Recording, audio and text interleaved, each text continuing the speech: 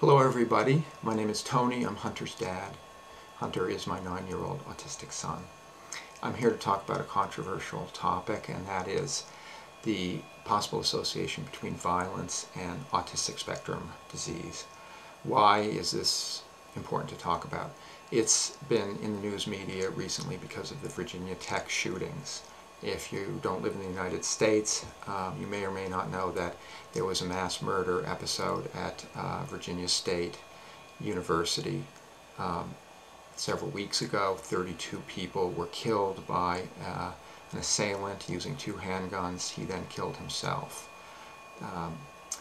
And examination of his history shows that he had been diagnosed with autism or Asperger's disorder, that he'd had these traits throughout his life. And there's been speculation that that may have contributed to his crime. He probably also had other things going on, depression. He may have had mania. There may have been other associated disorders. We don't really know. There isn't that much information on him.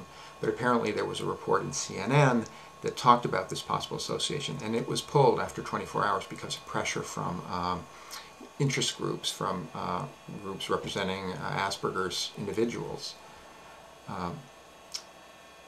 There's been one other media event, which was a killing that occurred in Massachusetts, where a high school student, a 15-year-old with Asperger's syndrome, stabbed to death a 16-year-old fellow student. He waited in the bathroom with a knife when the student came in. Apparently at random, he stabbed him twice, and the injuries were fatal. And that 15-year-old is now being tried as an adult. He was said to have Asperger's syndrome. He was on medication. He may have had other problems as well. The pundits in the news have generally taken the safe approach of saying that there's no association between Asperger's and violence. What I've done is looked at the literature on this. There isn't a lot of literature, but the literature that there is there suggests that there may be an association between Asperger's and violence. And I'd like to report that to you in the interest of pursuing the truth. Before people get angry, before you get upset, before you start sending me explosive devices through the mail, I'd like to qualify this and basically portray how perhaps unimportant it is. Let's look at biological factors that predispose to violence. The number one biological factor is being male. By far, violent offenders are overwhelmingly male.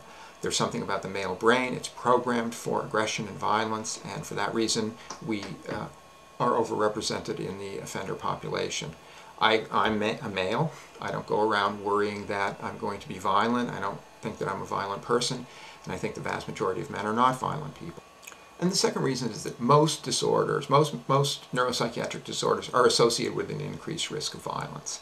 Depression, bipolar disorder, schizophrenia, substance abuse, and the combination of psychiatric disorders and substance abuse all increase the risk of violence. So it would be very unusual if autism, another neuropsychiatric disorder, was not really, associated with an increased risk of violence. So let's take a quick look at the literature. Let's go all the way back to Hans Asperger, the man, in his original paper. He mentioned this in his original paper, and I'm going to quote him here. He was talking about drive and affect in the autist. He said, sadistic traits are frequently reported. As an example, we mentioned some remarks of a 7-year-old boy with strongly autistic features. Quote, "Mummy, I shall take a knife one day and push it into your heart. Then blood will spurt out and it will cause a great stir. It would be nice if I were a wolf. Then I could rip apart sheep and people, and then the blood would flow." The researcher who's most interested in this topic is somebody by the name of J. Arturo Silva. First initial J, last name Silva, middle name Arturo. If you want to Google J. Silva, you'll come upon some of his work and you can read the abstracts. He proposes an association between autistic traits and serial killers such as Theodore Kaczynski and Jeffrey Dahmer. What lines of evidence do we have to support this? One is case histories, such as I've described. In one case history, a 10-year-old autistic girl threw her infant sister out the window and killed her out of a 5-story window. And it's hypothesized that her autistic traits, seeing this individual as an object rather than a person, lack of empathy, the fact that the child was annoying her by being loud, may have been related to her being able to throw the child out of the window. The second line of evidence is review of offender populations. For example, researchers will go to people in psychiatric criminal hospitals and interview them in a systematic fashion to make a diagnosis, and they'll find an increased rate of Asperger's disorder in this population. For example, in one study it was 1.5 to 3%. That seems like a fairly small percentage given that the overall prevalence of autism is probably 0.5%. But in other studies it's as high as 15%. So that's suggestive, although there's not enough data on that to make it conclusive. The problem with this kind of study is that the investigator is biased. If he's going into the prison population to try to find out if there's an increased rate of Asperger's syndrome, he's going to tend to be biased into diagnosing people with Asperger's because that's the theory he's trying to prove.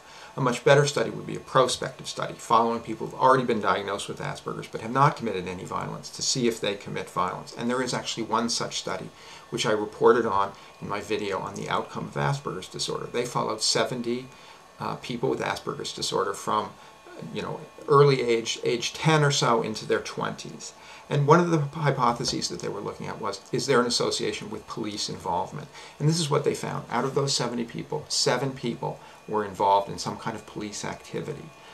They said that that was not much higher than the general prevalence of police activity in that location, although they did note that the offenses were somewhat odd. And this is what the offenses were. This was what the 7 offenders had done. Fraud, harassment of a police officer, harassment of a young woman, stealing, assault, sexual abuse, and unknown. And the authors concluded this. They said, the nature of the acts of crime performed by the young men with Asperger's syndrome was rather severe in several cases. Jay Silva writes a paper in which he proposes mechanisms by which the deficits in Asperger's syndrome may lead to violence. For example, obsessional fixation on certain things such as guns or violence, and then a lack of theory of mind, a lack of empathy, a lack of appreciation for a person as a human being rather than as an object. So what's the significance of this information? Suppose there is an association. Is it going to change us in any way? And I think the answer is no. I mean, we don't treat men as offenders in general. We don't screen men for violence. And there's no reason that Asperger's disorder, just like attention deficit disorder or depression or any other neuropsychiatric disorder, is treated differently because there may be a slightly increased risk of violence in those populations. I think what people fear is what happened in the high school, where the special education program was stopped after this stabbing event, that is, essentially people reacted with fear rather than rationality. And the big argument over Cho and the Virginia Tech shooting is whether somehow they should have been able to interpret the signs and intervene in some way. And that had to do more with his behavior, with his menacing behavior, than it had anything to do with autism. Okay, people, this is a difficult topic. It's confusing. We don't really have the answer yet, but I wanted to provide an antidote to the misrepresentation that occurs in the news media, the oversimplification and politicization of issues like this. All right, everybody, remember, I have a 9-year-old autistic boy. He wouldn't ever kill a bug. He's the most gentle human being I've ever known. And so I would ask you all to please be well.